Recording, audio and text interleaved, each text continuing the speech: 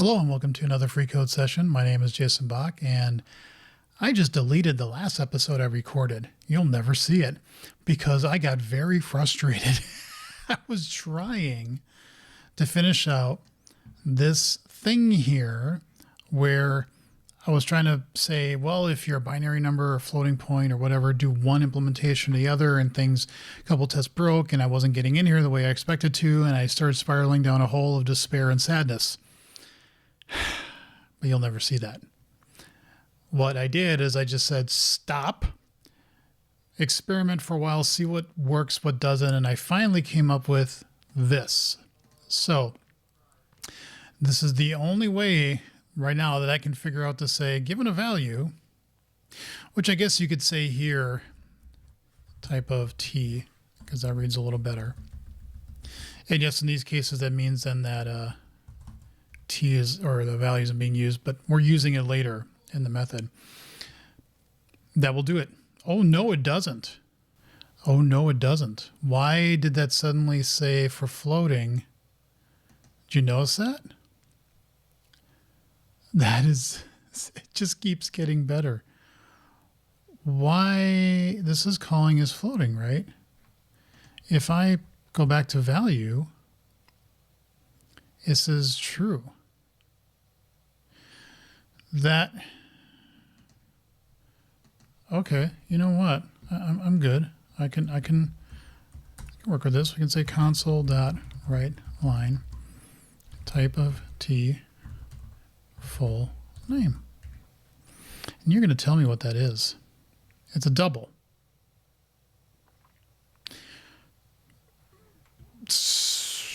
Oh, now, no, it worked because I was value. Wait a minute. Did I, you know what I think I did, and I'll have to check the, I think that's what I did. Yeah, I'm almost positive that's what I did. And there it works. And that will get us what we want. So what we're going to do is say, if type of T, any interfaces, come back here. We're going to say that right here. I don't think this is performant, and I think there's probably a better way to do this.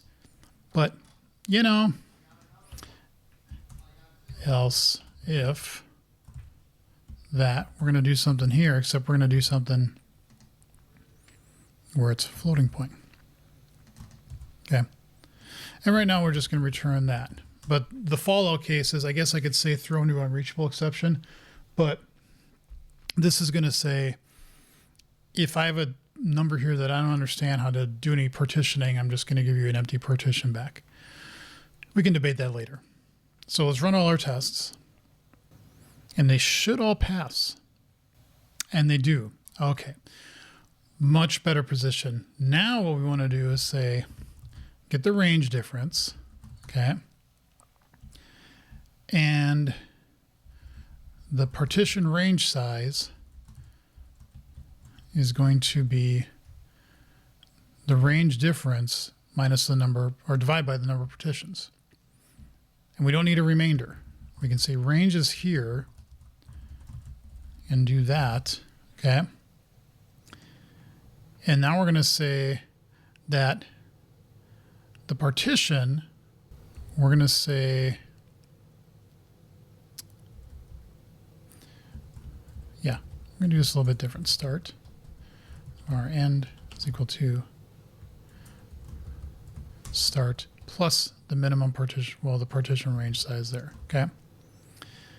And so we have something a little bit cleaner. We can say start end. And now we say that, yes, we do this again.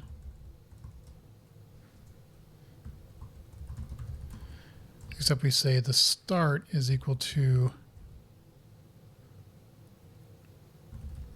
what the end was. And now the end is equal to the start plus the partition. Yeah. So we just shift the start over for the next one to what the end is here. And then the end is going to be that new start because they're exclusive ends.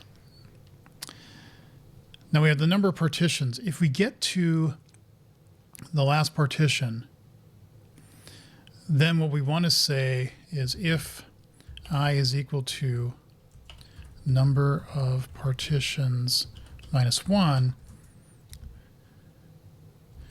well, let's do the common case. Minus 2. Why are you... Oh.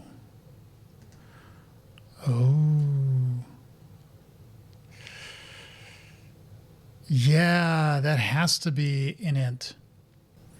It has to be, because we can't say like you want to do 3.2 partitions. This has to be we want to say an I binary number of, but we can't say that of t. We'd have to say int here. Okay. So if this is less than, God, what does this suddenly break? Oh, is that it? Good. Okay. Because this just controls that. Yeah.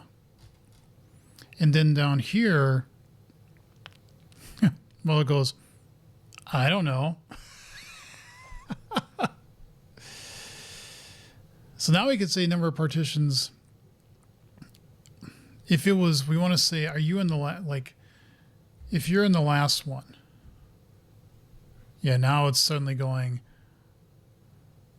t and int. It doesn't know what the difference is between those two. Well, I didn't think of that either. What am I going to do here? Yeah, and over here it also says t and int, because partition, even if I put in like t partition t here, where t has to be I integer number, I don't know how to divide one by the other here. Same thing here, it doesn't know how to do that. And I can't just say cast it to t, because that isn't going to, yeah, it doesn't know how to convert. So this is running into a huge mess of junk. And as much as it makes sense for there to be a range that can be across any kind of number, everything works other than the partitioning. Because you suddenly are saying this is literally an int and this is my range, but this could be bytes. This could be any kind of, you can't say like convert. There's no convert. Yeah. All these would be related to the t of what it is. You can't parse it because that would be silly. So what choice do we have here? We could have a binary range and a floating range, and have one type to one and one type to the other. But we would still run into the same problem here, which again, we would be dividing the difference, which is a t here, by a literal int. If we said t here, then everything works except here. But the one thing we would have to do here is say if t dot is integer of value or number of partitions, then throw, right? Because this would have to be an integer. And I think if we come back here, if I say console write line, if I say double dot is integer, and I say 3.0, now why does it do that? It would be true. But if I do 3.1, that would also be true. It thinks that's an integer. Oh, wait a minute. No, it said false, right? Did you update? 3.0. True. 3.1. That's false. Well, what does it say here for that? Must be integral value. The number of partitions must be an integral value. Name of.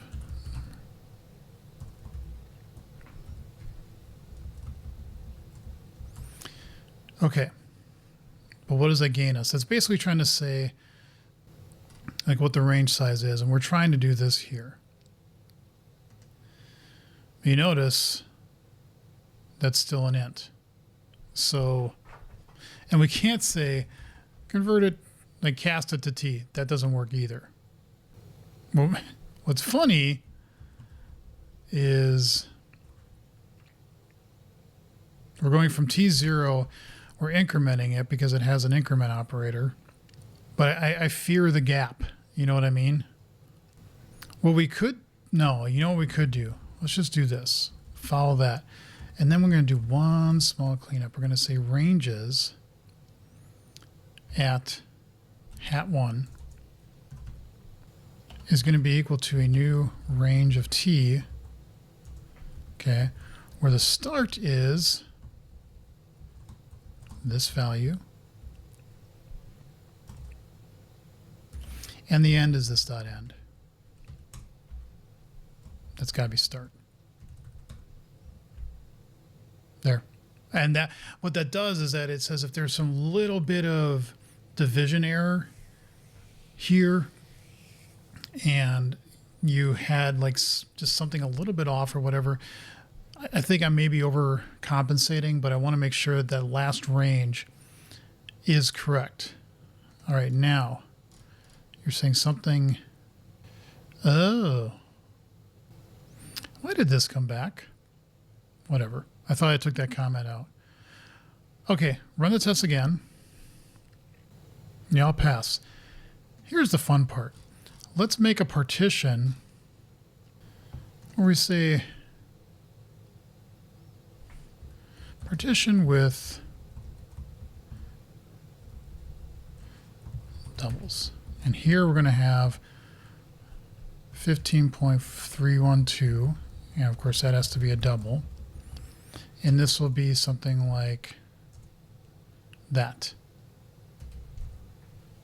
And we're going to say 7.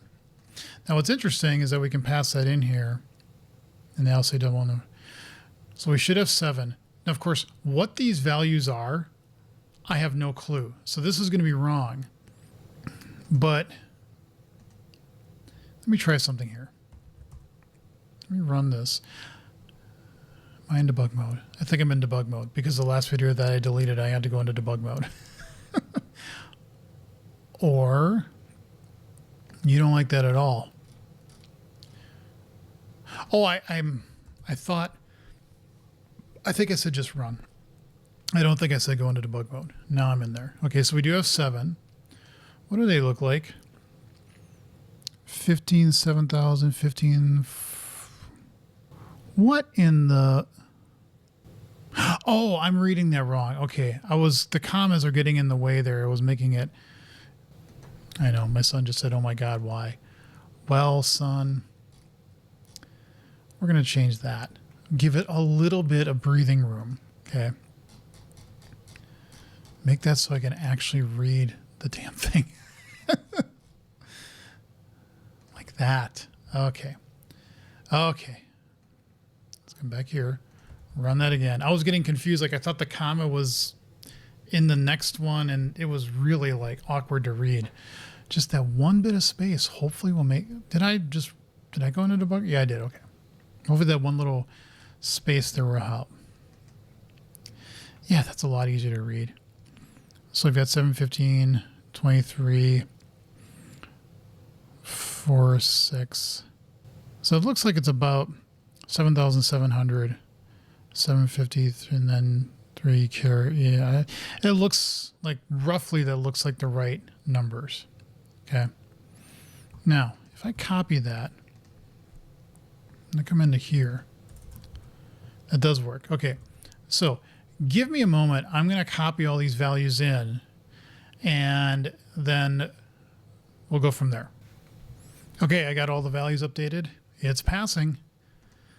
Which, as I was doing this, I started to think, well, maybe what I want to do is check, like, does it matter that I have a test here for contains with range, or, you know, that these are ints?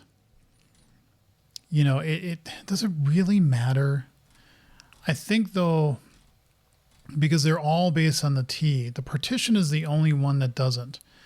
And I think what I should say here, partition with integer with even distribution, partition with integer with uneven, partition with floating. Okay. And then like here, partition with integer and negative partition size and 0 partition size. Yeah. And then like as soon as it bifurcates, that's where I want to change it. So let's change this to partition with float, because that's what I'm called. That's what it is in here, right? It's a floating point. Yeah, partition with floating point. There. And now the error condition here is partition with floating point with integral range of number of partitions. So if that's saying I want a range of floats, because we can say float, that's fine, 1.3, 5.7, 5, and I say the partition is 3.1, and then the message should be something like, oh, are we putting a period at the end of these? Yeah. Because of course we would. Because that's what we do. Why are you, oh, F. Because F. Number of partitions, 3.1. That should run now.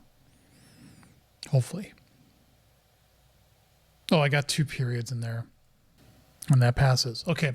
I think I'm going to do that. Get rid of the byte test and just where the partitions are based on either a floating point or an integer value, make them that. I know this works, and yeah, that's cool, but that's not what I care about. It's one or the other.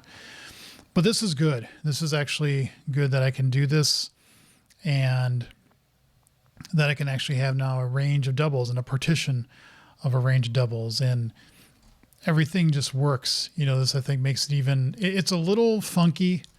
This type switch thing in here admittedly does make me feel a little uneasy, because this is not a cheap thing to do.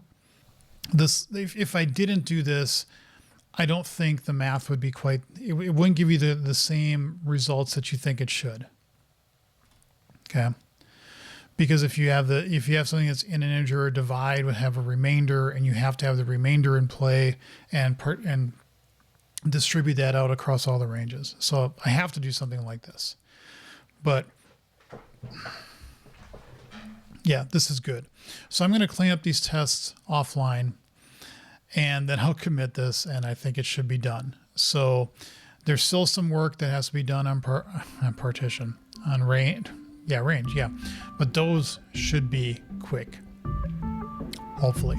Thank you all for watching. Leave comments and questions below. See you in the next episode.